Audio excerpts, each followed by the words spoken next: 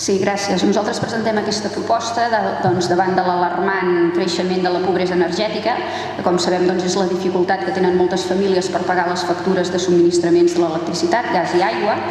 Els preus han augmentat considerablement des del 2008, per exemple la llum ha pujat un 60% i evidentment moltes famílies no se'n poden fer càrrec. En canvi, aquest empitjorament de la situació de moltes famílies contrasta amb els alarmants beneficis que tenen les empreses de subministrament energètic. Per exemple, l'oligopoli que opera l'estat espanyol d'Endesa, Gas Natural, Iberdrola, etc., ha tingut un benefici de 7.638 milions d'euros, que és el doble que han obtingut les companyies elèctriques europees. I enfront d'aquesta situació, la Generalitat ha adoptat una sèrie de normativa per fer front a aquesta situació que l'estat espanyol ha atacat sistemàticament presentant recursos davant del Tribunal Constitucional. El decret llei 6/2013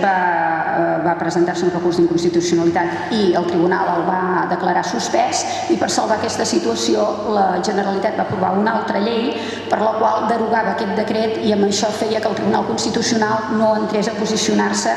sobre la constitucionalitat d'aquest premi. Posteriorment es va adoptar una altra llei que provenia d'una iniciativa legislativa popular promoguda per organitzacions com la Plataforma d'Afectats per la Hipoteca, però, tot i així, l'envestida de l'Estat continua i el passat mes d'octubre el Tribunal Constitucional va rebre un altre recurs d'inconstitucionalitat pel que fa a la llei 20/2014. I pel que fa a la del 2015, sí que hi ha hagut una altra posició una mica diferent, que és que l'Estat ha demanat a la Generalitat fer una comissió bilateral perquè entén que hi ha alguns articles que poden ser inconstitucionals, però s'ajorna la possibilitat de presentar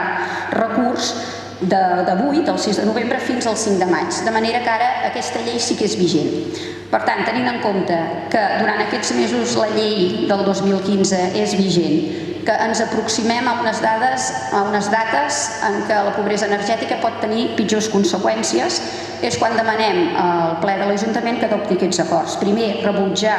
l'actitud del govern de l'estat espanyol de recórrer totes aquelles iniciatives legislatives, normatives que adopta la Generalitat per combatre la pobresa energètica,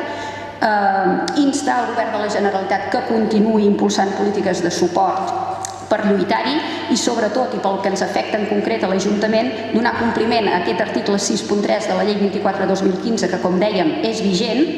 perquè s'adoptin acords amb les companyies de subministrament perquè garanteixin ajuts a fons perdut o apliquin descomptes molt notables en el cost dels consums mínims a càrrec del benefici que aquestes empreses obtenen. I, per últim, traslladar l'acord al govern de l'Estat i al de la Generalitat. Gràcies.